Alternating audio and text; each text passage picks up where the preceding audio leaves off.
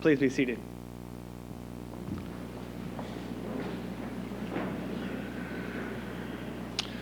Ladies and gentlemen, it is a pleasure to welcome all of you to the magnificent White House East Room and the beautiful Richard Nixon Presidential Library and Museum on this very special day. My name is Chris Nordyke, the Richard Nixon Foundation's Vice President of External Relations, and I will be your Master of Ceremonies this morning. Please allow me to introduce Pastor Phil Hotzenpiller. Pastor Phil and his wife Tammy are the senior pastors at Influence Church in Anaheim Hills. They're special mentors to many, including myself. Pastor Phil is my pastor. Pastor Phil and Tammy were actually aboard an aircraft over New York City when the terror attacks of September 11th in 2001 took place and had family on the ground below. Pastor Phil will be leading us in prayer for this ceremony's invocation this morning. Pastor.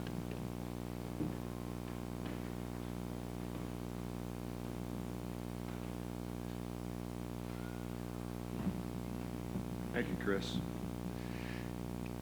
There's nothing sweeter than to be able to talk to God, to commune with Him, and to know He oversees all that we do and say. Let's pray. Heavenly Father, in that great name of Jesus, we thank you for this day that we can remember. We remember those who we lost. We remember how our nation changed and the resolve that we all gathered together in that day, in the days that led forward to be better, stronger, and mightier Americans. We pray for blessings on the family, on the memories of those who still hurt, who still struggle, and may this event honor their memory. May it honor our nation, and may you be glorified. In your name we pray. Amen.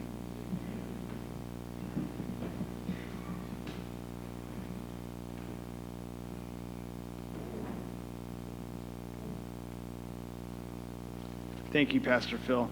There's a handout at the end of the East Room with Pastor Phil's story about being aboard that aircraft on 9/11.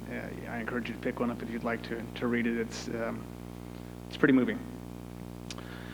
Presenting our nation's colors this morning is the United States Army Southern California Recruiting Depot Honor Guard, a fitting group considering the special ceremony of swearing in of future soldiers that's to take place in just a few moments. And singing our national anthem is Michael Ketterer, whom is a remarkable patriot with a very special set of pipes, and a face you may recognize from the hit TV show America's Got Talent. Will all that are able to please stand in recognition of the presentation of our nation's colors and the singing of our national anthem.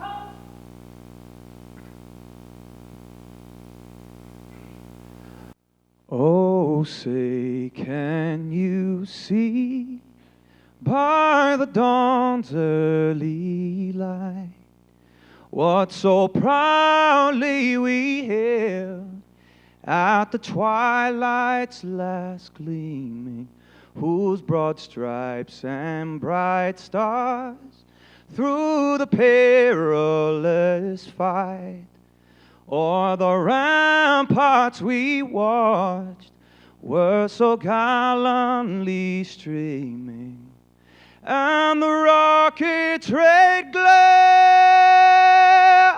the bombs bursting in air, gave proof through the night that our flag was still there.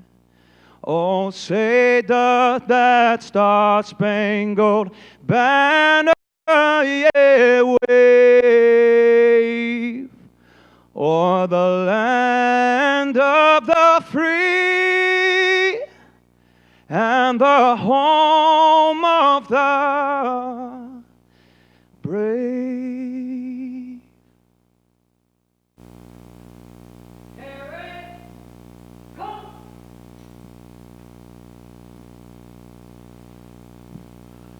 Right, think. Forward, huh.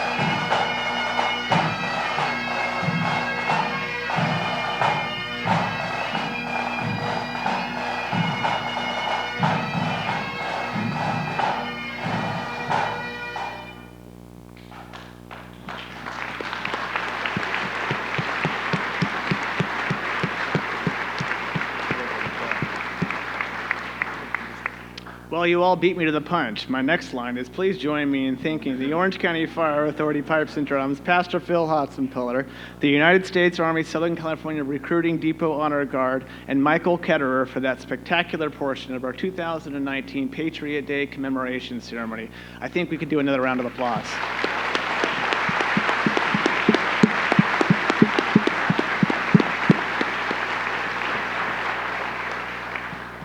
Please be seated.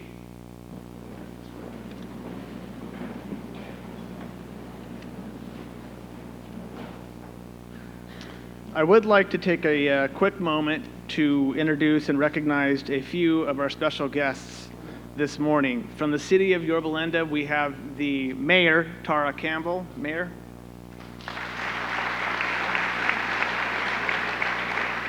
We have Mayor Pro Tem Beth Haney. Councilman Carlos Rodriguez.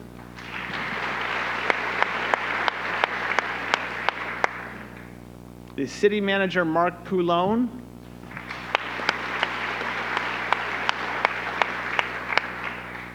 Representing California Senator Ling Ling Chang, Sarah Catalan.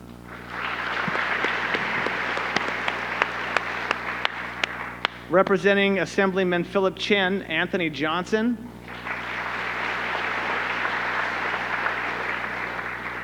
And a special guest we have with us has a lengthy history with President Nixon, with the Richard Nixon Foundation, a good friend of mine, a mentor to mine, someone I really, really look up to. He is the Marine Aide and Post-Presidential Chief of Staff to President Nixon. Please give a warm welcome to Colonel Jack Brennan.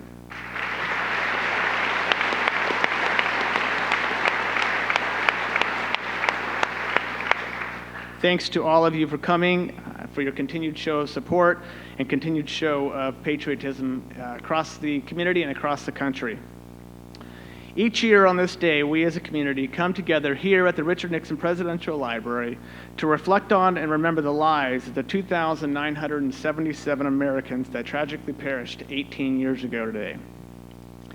Each of those lives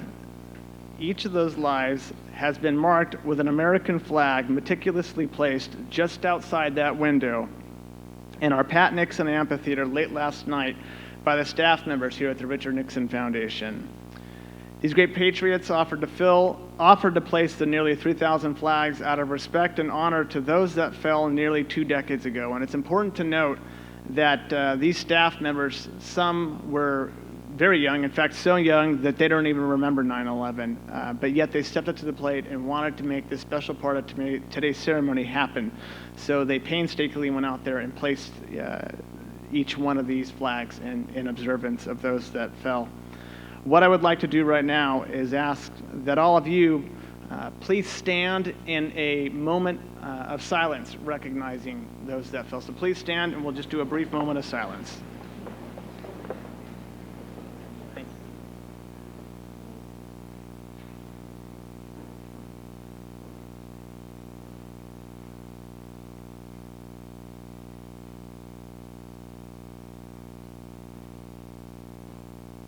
Thank you. Let me take your seats.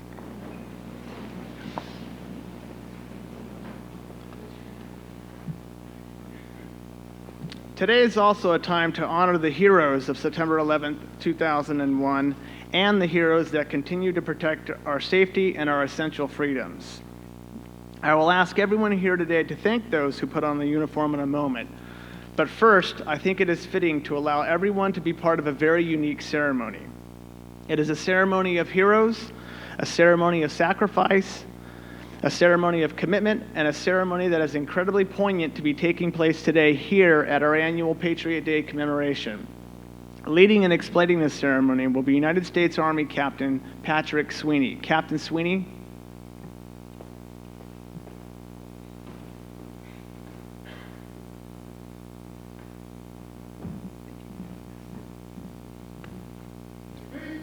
Ladies and gentlemen, the future soldiers that see before you, we're allowed them to come forward and take their set.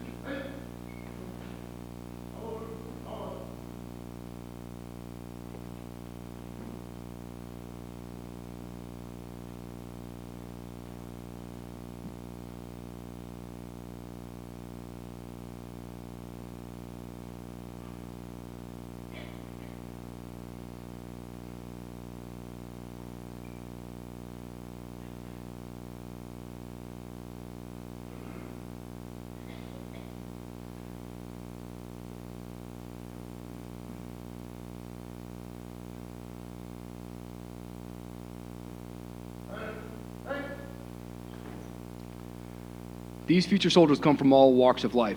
Each one of them possesses the volunteer spirit that this nation was founded upon. They have committed to serve and protect this country with every fiber of their being. They represent a new generation of soldier that is highly focused, technically proficient, across a multitude of platforms and profoundly dedicated to a noble cause. On this anniversary of September 11th, we are reminded that the future soldiers that you see before you are making a commitment to serve in a military that is still at war. Many of them were not even alive when our country was attacked. Others were still in the first few years of their lives and were forever changed by the course of events. It is an honor and a privilege to stand before you and introduce these Americans that have made such a remarkable commitment to the defense of this nation. They have volunteered to continue the tradition of providing the blanket of freedom that carpets the soldiers of the great citizens of this republic. These future soldiers will be reaffirming the oaths of enlistment today, making a verbal statement that confirms what each of them already believes in the depths of their souls. Administering the oath today is the commander of the Southern California Recruiting Battalion, Lieutenant Colonel John Bly. His command covers the 7 recruiting companies spread across the Southern California, comprised of over 350 highly trained and professionally competent Army recruiters that have each devoted their lives to finding the best and brightest that this country has to offer. I would now like to welcome Lieutenant Colonel Bly as he administers the oath of enlistment this morning. Sir.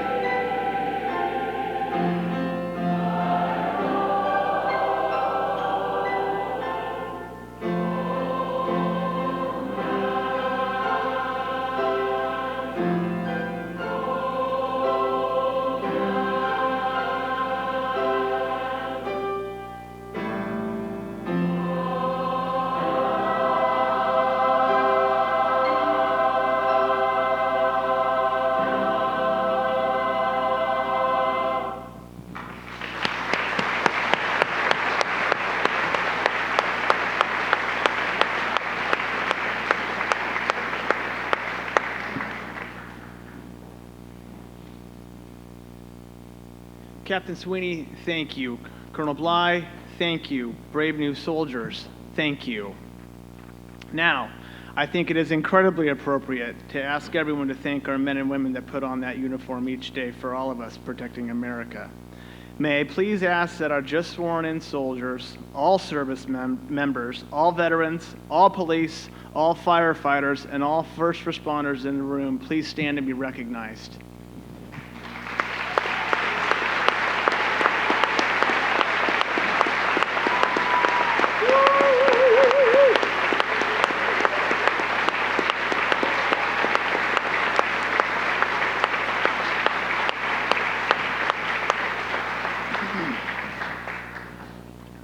Thank you for what you do.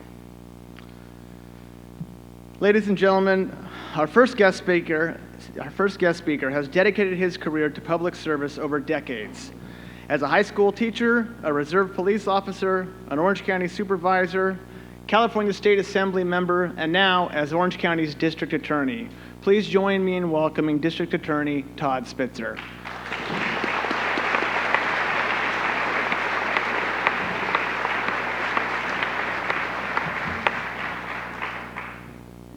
Secretary Mineta, it's such an honor to be in your presence today.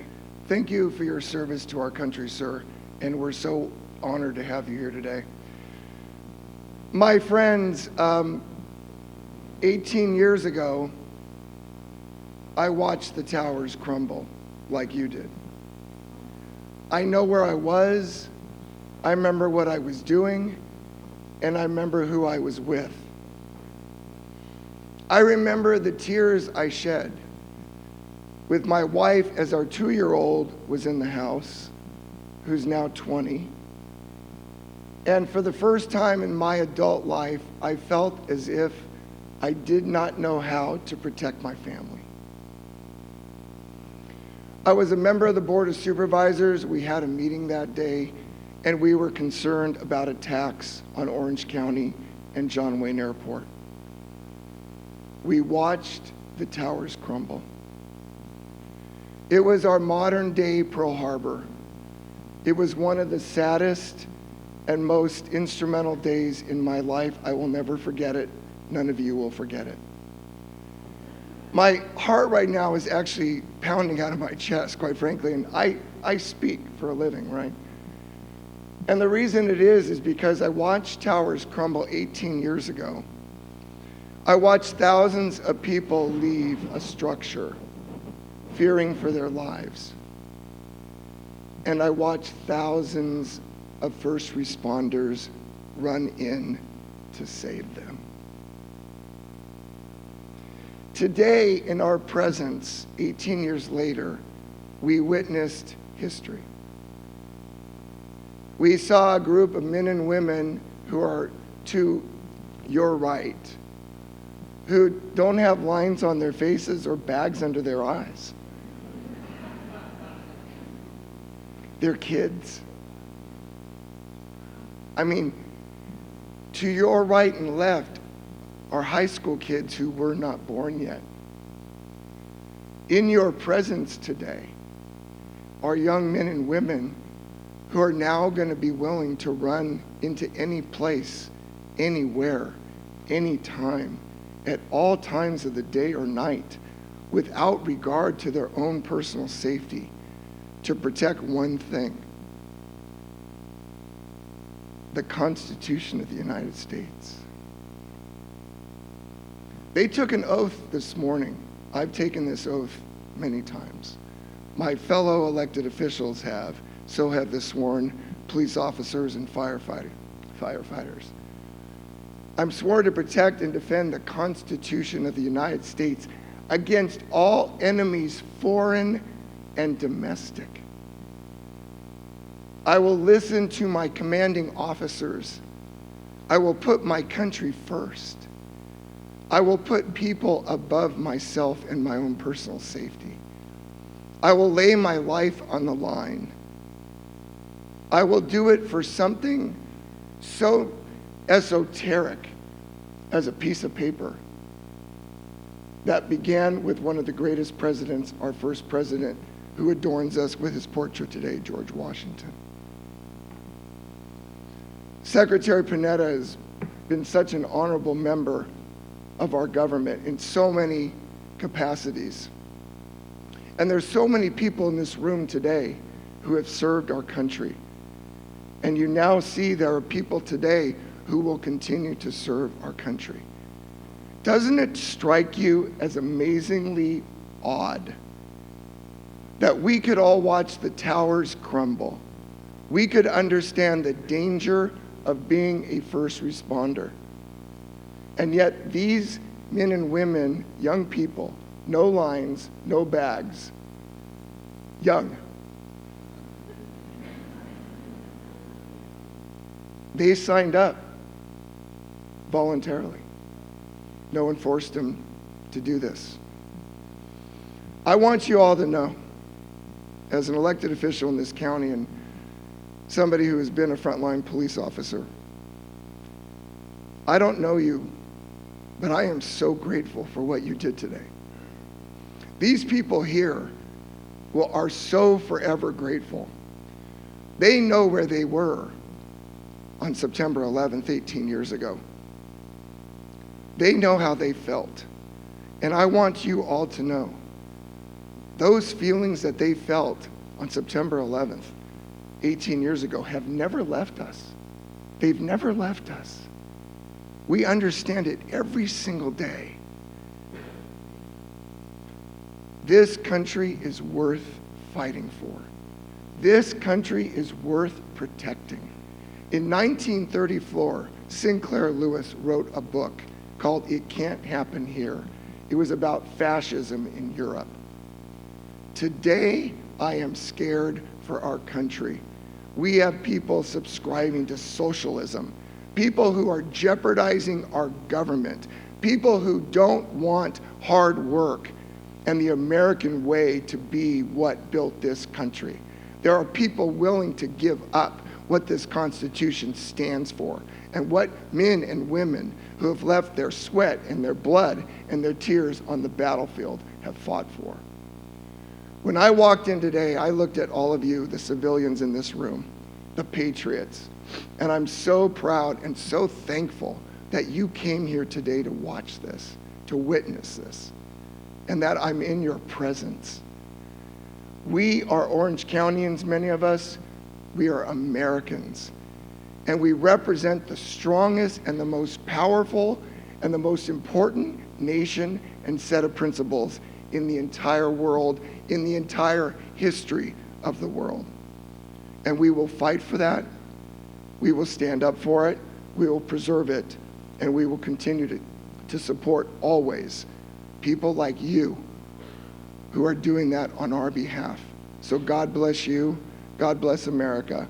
And God bless the President of the United States. Thank you so much.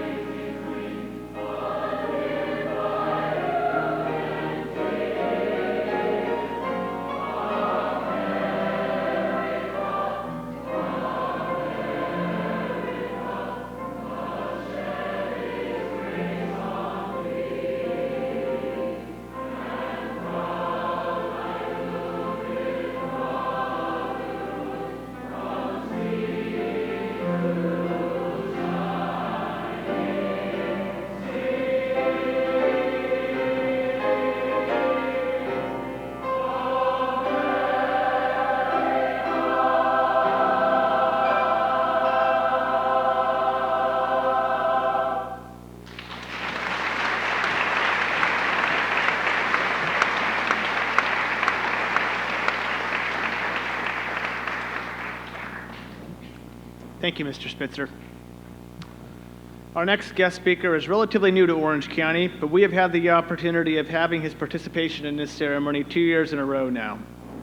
Chief Brian Fennessy began his career over 4 decades ago with the United States Forest Service and the Department of the Interior's Bureau of Land Management as a hotshot crew member. He joined the San Diego Fire Rescue in 1990 and became chief of the department in 2015. We then caught his eye, and he traveled north to Orange County to become chief of Orange County in April of 2018, and it is a pleasure to have him here with us today. Ladies and gentlemen, please welcome Orange County Fire Authority Chief Brian Fennessy.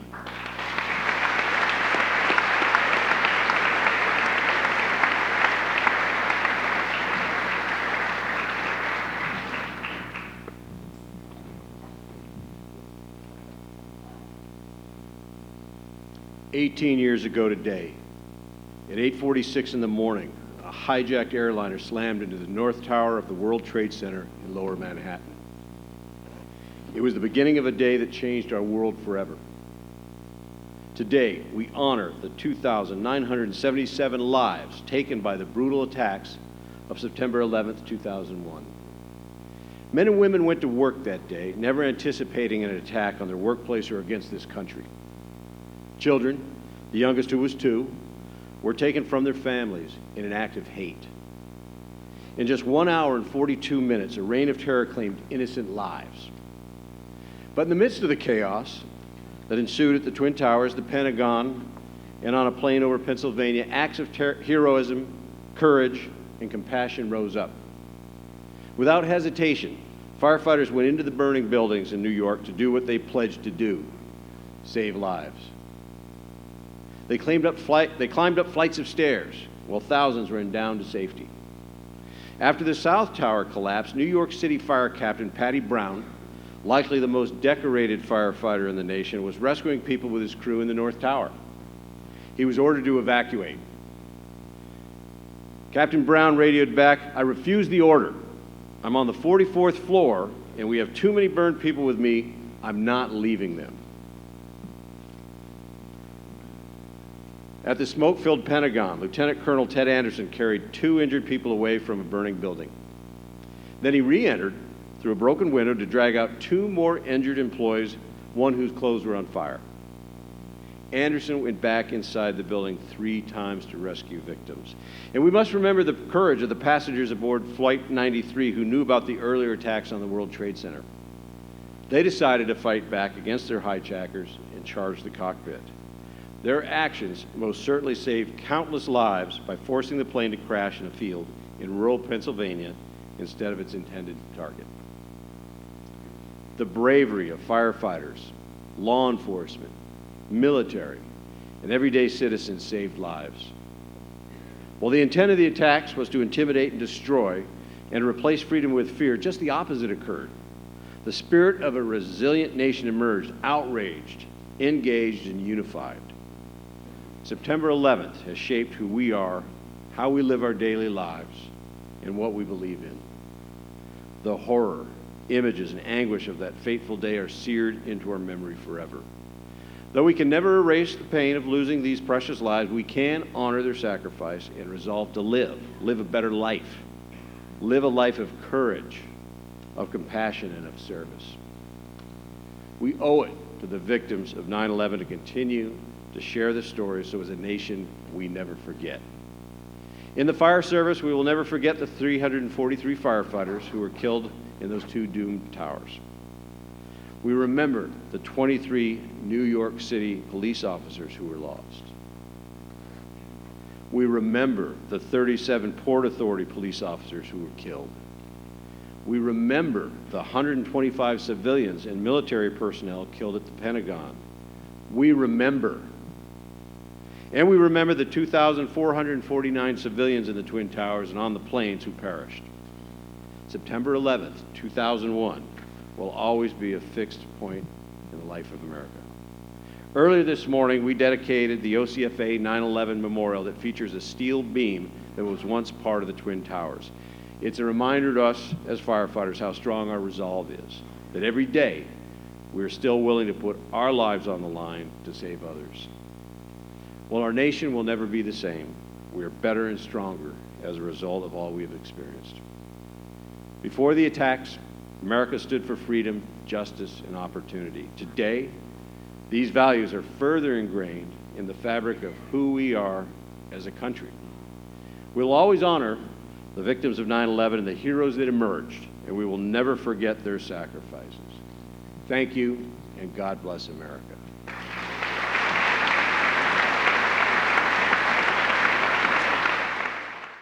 Ladies and gentlemen, our next speaker is one that I've admired for years and have asked to give remarks and introduce our keynote speaker this morning.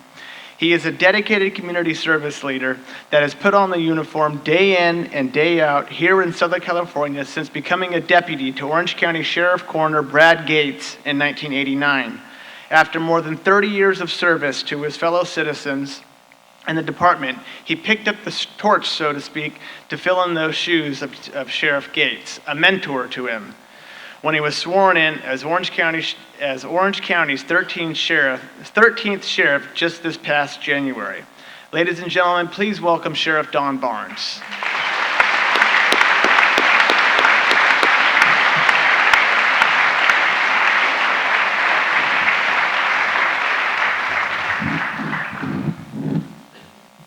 I want to thank you all for being here today, and thank you again to the Nixon Library for hosting this event each year, providing the opportunity for us to remember and gather those who gave a sacrifice on September 11th, 2001. It's sad because just after 9/11, there were a lot of events that happened not only nationally but in Orange County, and quite honestly, this is one of the few that remain. So thank you for keeping our promise that we're always going to remember those victims and heroes of September 11th.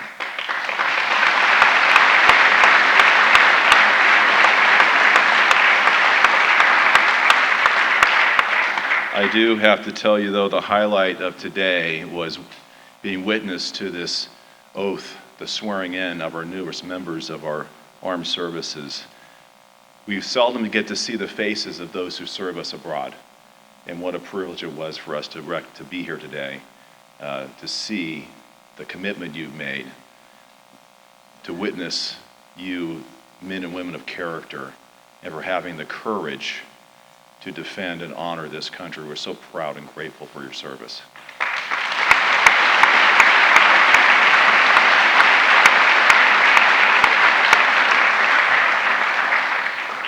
Memorization of historical events is not common among a nation with a people so focused on the future. Yet 9/11, like July 4th, is a date that is etched in the minds and hearts of all Americans. On July 4th, we celebrate our independence and the ideals of the American experiment, in which each individual is recognized as having the inalienable rights to life, liberty, and the pursuit of happiness. On September 11th, we reflect on the painful reminder that those rights are not always guaranteed. Preserving our liberty is a work that does not end, even in times of peace.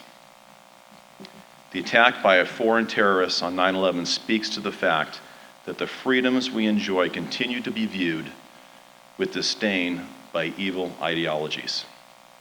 And more recently, we have seen there are domestic terrorists who take advantage of the openness of our free society to launch hate-filled attacks against the innocent. Such attacks are unsettling, and I know that fear exists among many who are concerned about their safety and the safety of their loved ones. As the county's chief law enforcement officer, I can tell you that the lessons we have learned from 9/11 and continual efforts to improve our practices have resulted in a safer Orange County. In the last 18 years, we've developed an infrastructure amongst local, state, and federal law enforcement for identifying threats, preventing them from materializing.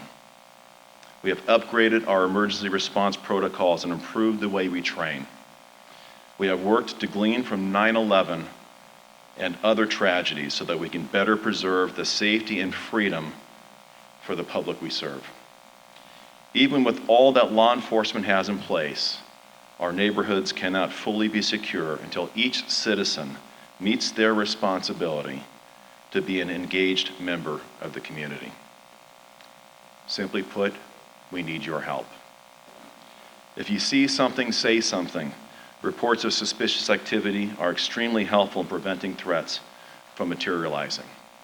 And although I cannot tell you the details, I can tell you in Orange County, we have circumvented and mitigated significant threats from occurring here. If you're a parent, please stay engaged with your children or teens. The Fourth Amendment does not apply to you. Get in your kids' stuff.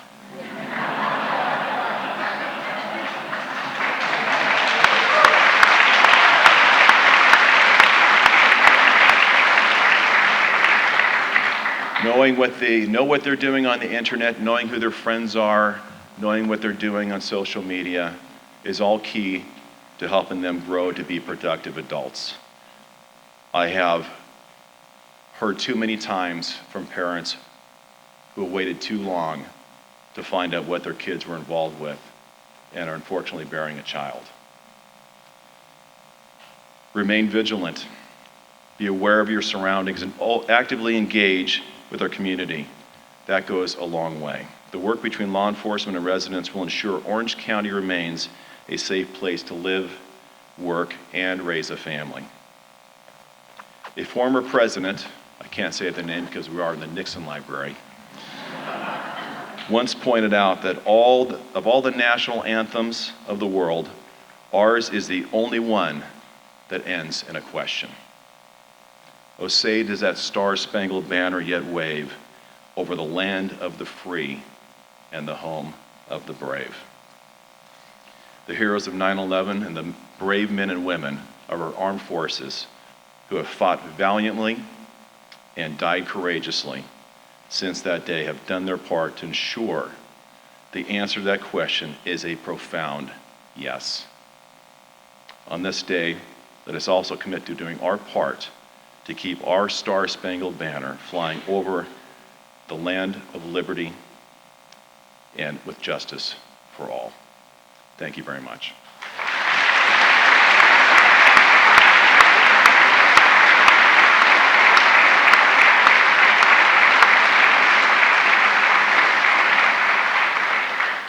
What an honor it is for me to introduce today's keynote speaker.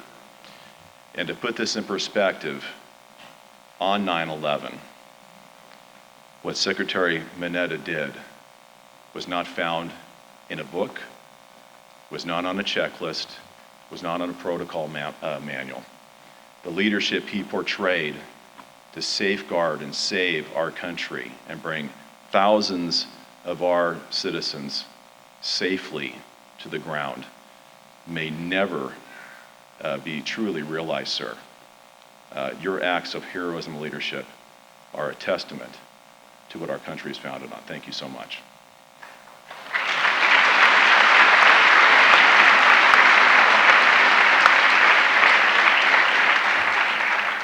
President Nixon was once asked how he'd like to be remembered. He replied, as one who made a difference.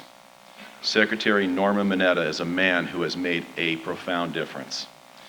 In a dark moment for America, as a young man, Secretary Mineta was one of the thousands who were placed in internment camps during World War II. Clearly a moment when our nation fell short of meeting the principles of our founding fathers. Yet the strength of America is such that even one who was a victim of such injustice dedicated his life to ensuring the ideals we hold dear are preserved for future generations. As a councilman and mayor in San Jose, as a member of the United States Congress for 21 years, and as a cabinet secretary for 2 presidents, Norman Mineta has served our country with honor and distinction. During his time in Congress, Secretary Mineta served as chairman of the House Committee on Public Works and Transportation. He was critical to the enacting of major transportation legislation. As a congressman from Silicon Valley, he was also an advocate for the burgeoning technology industry. Ladies and gentlemen, please join me in welcoming Secretary Norman Mineta.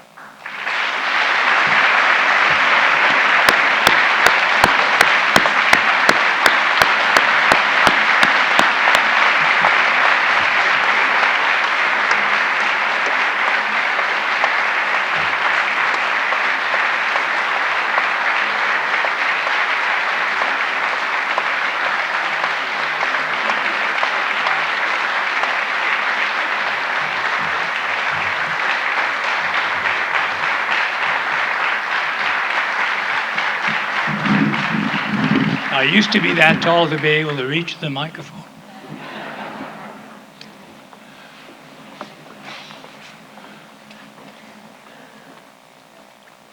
Sheriff Barnes, thank you very, very much for your very generous introduction. From the beginning of this ceremony, I've had a lump in my throat and a lump in my heart. And got to gain a little composure here before I start.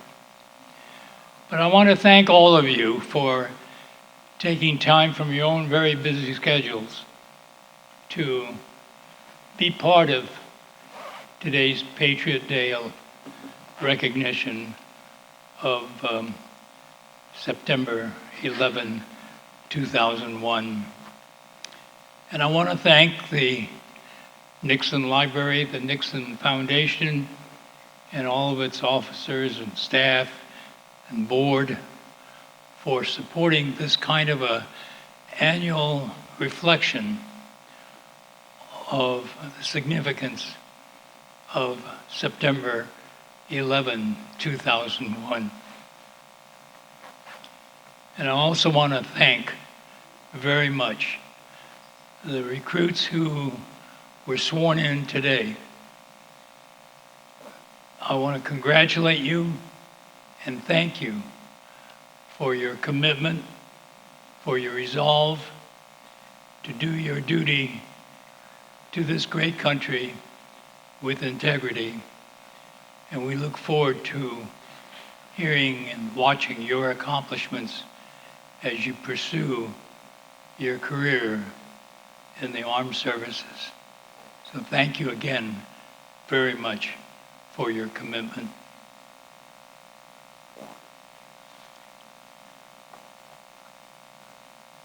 I want to reflect on the specific day, September 11th, 2001. I was having breakfast that morning with the Deputy Prime Minister of Belgium, who was also the Minister of Transport. So I had many occasions to meet with Mrs. Durant as she was the Minister of Transport for Belgium, but now being also Deputy Prime Minister. And so I was having breakfast in my conference room with also Jane Garvey, who was the head of the Federal Aviation Administration. And we were talking about aviation issues. And my chief of staff came in and said, "May I see you?" So I excused myself and went from the conference room into my office. And as I walked in, at the other end of the room is a television council, and I could see the World Trade Center, easily identifiable, well-known structures, with black smoke coming out of one of them. And I said, "What's that?" He said, "We don't know. We've heard general aviation possibly into the building. We've heard the possibility of commercial into the building, and we've heard the possibility of an internal explosion within the building." So I went up to the television set and did some channel surfing and watching various commentators talk about what was happening. So I said, "John, I've got to get back into my breakfast meeting, so keep me posted." So I went back in and I explained to Mrs. Garvey and to Mrs. Durant what I had just seen. John came in a little later and said, "May I see you?" And I excused myself, went into my office again, and he said it was confirmed. It was an American Airlines that went into the World Trade Center. So I went up to the TV set, standing there and listening to the commentary. And while I'm standing there, all of a sudden this gray object goes across the screen, disappears, and then from the left-hand side of the screen, this white, yellow, orangey, billowy cloud. And I go, "Holy cow, what's all that?" Or words to that effect. Were you there? But in any event, that really got my attention. I started watching and listening to all of the comments. Then I went back into the conference room and I said, "Mrs. Durant, I don't know what's going on in New York, but I know it's going to involve me. Jane, you've got to get back to the Operations Center over at the Federal Aviation Administration. And Mrs. Durant, you're just going to have to excuse me." And so by the time I got back into the office, the White House had called and said, "Get over here right away." So I grabbed my briefcase and put some government manuals and papers into that, went down to my car, and we drove off to the White House. We're going in West Executive Drive, and people are running out of the White House. They're running out of the old executive office building. And I said to my driver and security guy, I said, "Is there something wrong with this picture? Everyone is running away and we're driving in." So we stopped and I went right into the White House, and the Marine Guard said, "Mr. Clark is waiting for you in the Situation Room." So I went in there, and that's when Dick Clark, the National Security Advisor for President George W. Bush, gave me a briefing. And it wasn't much more than what I had already seen and heard on television. And then he said, "But you've got to be in the PEOC." PEOC? What's the PEOC? He says, "Well, that's the Presidential Emergency Operations Center. It's the bunker under the White House." And I said, "I have no idea where that is, what it is." There was a Secret Service agent standing there, and he said, "I'll take you down." So I got there probably about 9:30, 9:25, somewhere in that time period. The Vice President was already there, and it has a long table, probably 30, 40 feet long, 12, 15 feet wide, chairs all the way around it, with telephones in between each of the chairs. So I plopped myself in the middle of that table across from the Vice President and set up one line for the FAA Operations Center, and I said, "Don't hang up, keep the phone open." The other phone on this side, I called my office and said, "Keep the line open, got to communicate." So it was from that point that I was able to operate, and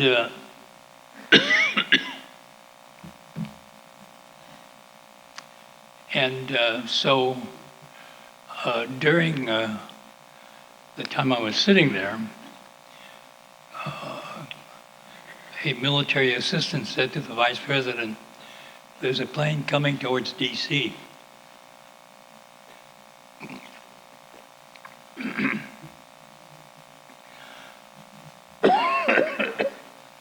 So I said to Monty Belcher, the number 2 person at the FAA, who I was on the phone with, and said, "Monty, what do you have on radar of a plane coming towards D.C.?" He said, "We're following one plane. The transponder's been turned off, and we're just following the white dot on the radar set, 13-second sweep of the radar."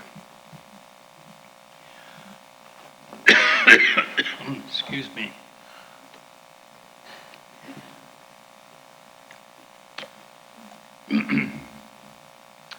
Well, in my office, on my credenza,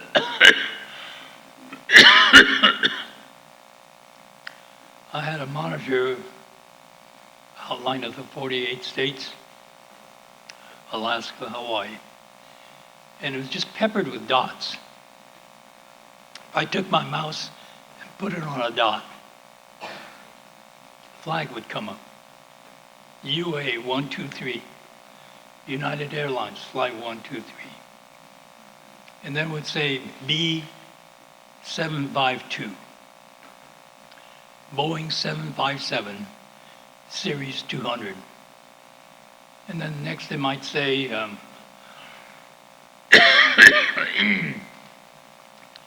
PDX, and then a number of navigational points, and then ORD. So I knew it took off from Portland, Oregon. These are the navigational points it's going through, landing at O'Hare. On the second line would be compass direction of the plane, speed, status of the fuel on board, and a lot of other technical information. With this plane, the transponder had been turned off, so they had no idea about the identity of this plane, except watching this white dot on their radar set. And I said, Monty, where's the plane? And it's hard to look at a radar set and relate it to a point on the ground. Probably somewhere in the middle of Pennsylvania. So every so often I'd say, where is it now? Maybe north of Baltimore. Where is it now? Probably near Roslyn. Where is it now? Near Pentagon City and the National Airport. Where is it now? Oops. Oops what? We just lost the target. Where'd you lose the target? Somewhere between Pentagon City and National Airport. Then about that time, someone broke into the phone line and said, Mr. Secretary,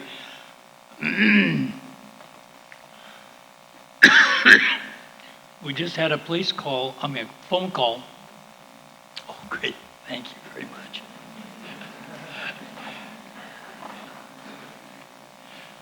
Pastor, I also use Ricola. Thank you.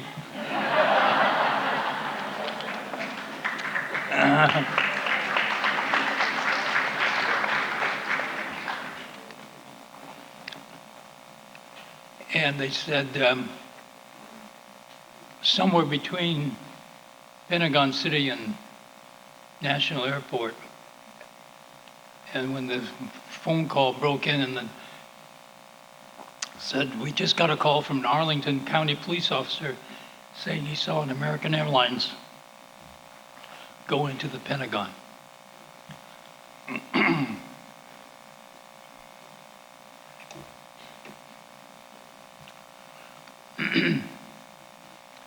And I said to Monty, that's the third commercial airliner within the last hour and a half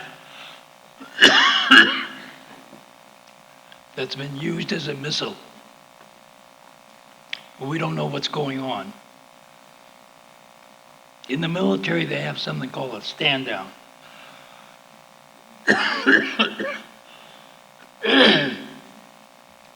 Where they bring everything to a screeching halt.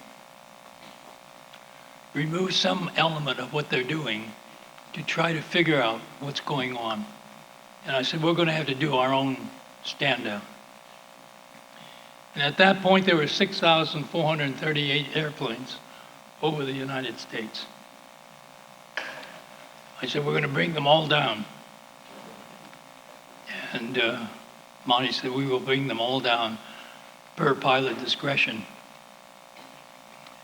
And I yelled back at Monty, screw pilot discretion. We're going to bring all the planes down. Because I didn't want some pilot over, let's say, Albuquerque, New Mexico, deciding, well, I'm going into LA, so I'll just fly into LA. I wanted all the planes down right away. And we got those 438 planes down in 2 hours and 20 minutes without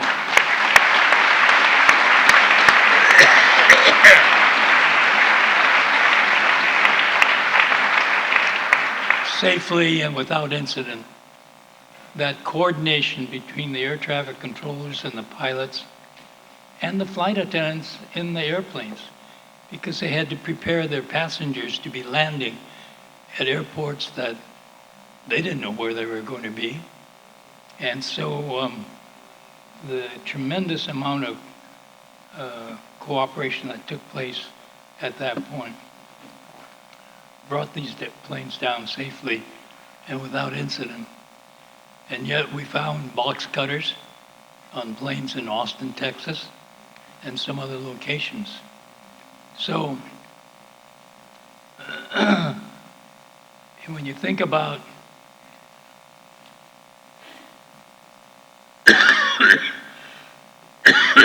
incidences avoided, tragedies avoided, we'll never know. Then about 10:15, someone said there's a plane coming off the eastern seaboard.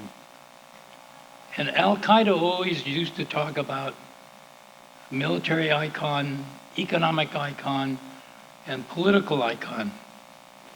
Well, obviously this day they had hit the military icon, the Pentagon, the economic icon, the World Trade Center, and here's this plane that just crashed into Shanksville, Pennsylvania. We'll never know where it was coming, but possibly headed towards the Capitol or the White House. And I will always be eternally grateful for the crew of that airplane and the passengers on board who decided to retake that plane back from the terrorists. And instead of crash landing it in this manner, that pilot took it straight down.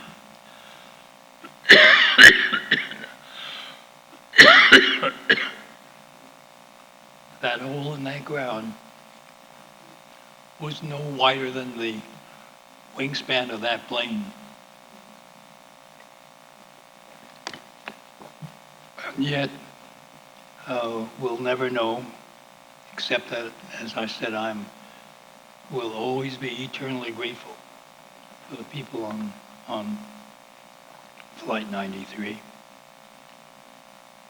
Now, what this says to us is that we can never let up in terms of security. And that morning I had pulled 3 people out of ACS, Aviation Civil Security, at the FAA and said, go over to my office and work with John Flaherty, the Chief of Staff, and with the Deputy Secretary to set up the new regimen to allow the airliners to go back up. And on Thursday, September 13th, we were having a cabinet meeting with the House and Senate.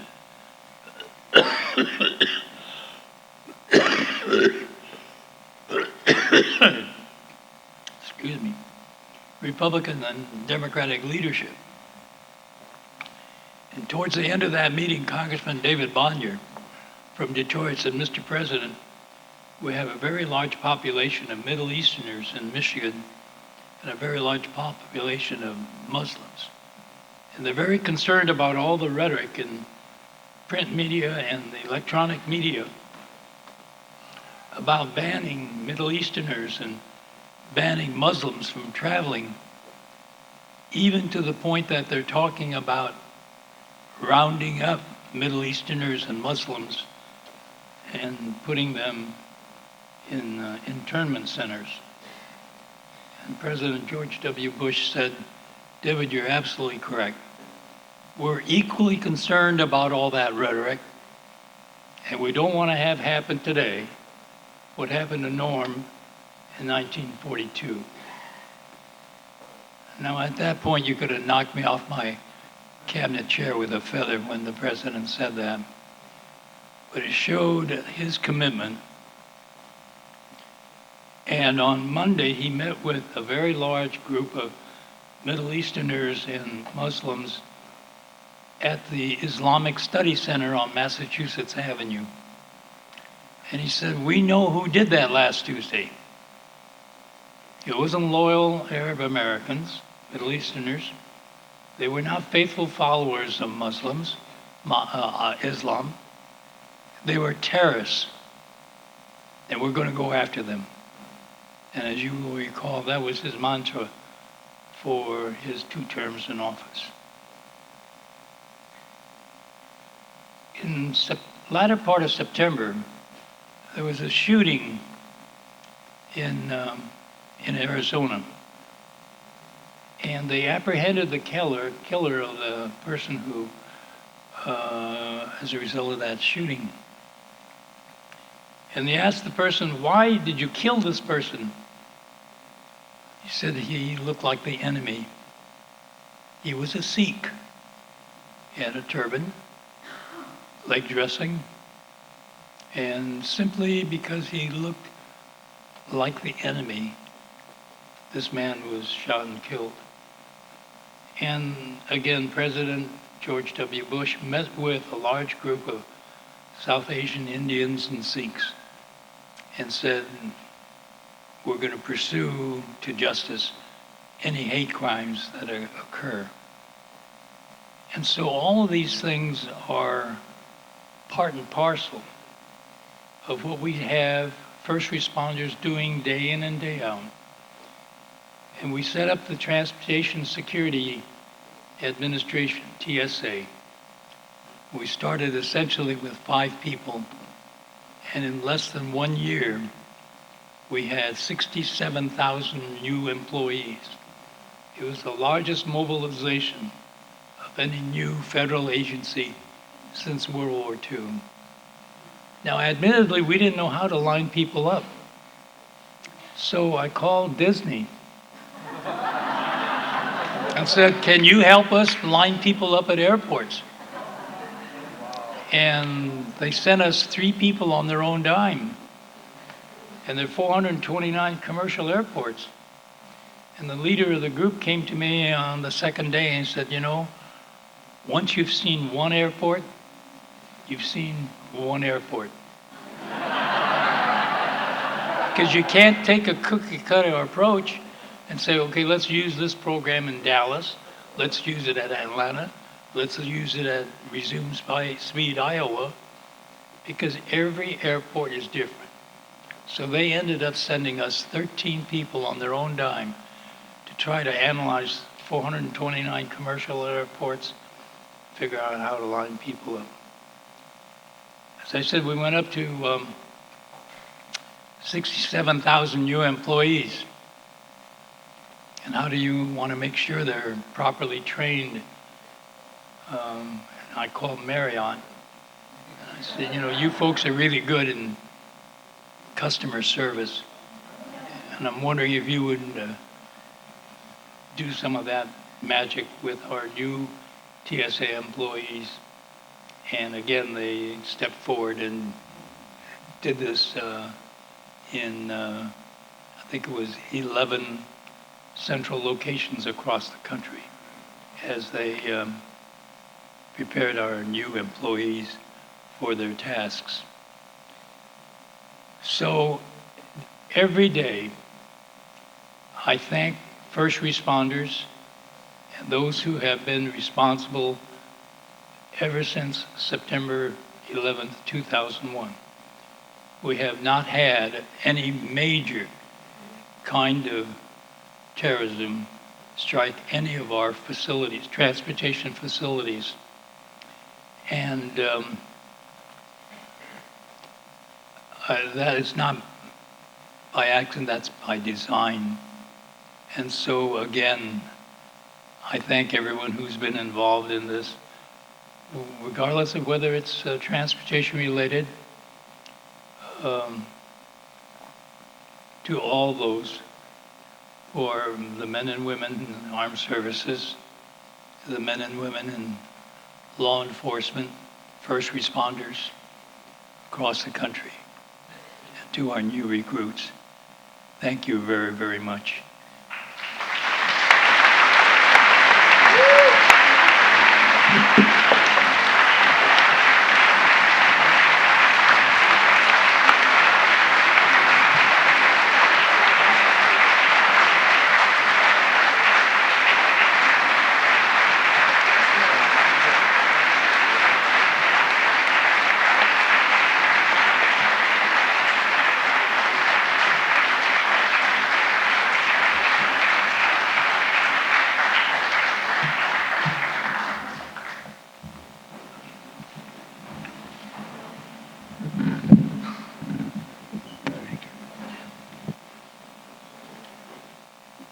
Remarkable. Secretary Mineta, thank you. Thank you for coming out, making the trip across the country to do this today. And I would like to take a second to thank all of our speakers today for making such a remarkable special ceremony. Pastor Phil, thank you. District Attorney Spitzer, thank you. Chief Fennessy, thank you. Sheriff Barnes, thank you. Secretary Mineta, thank you. Each of you have made today so significant and will indeed ensure that nobody in this room will ever forget September 11th, 2001.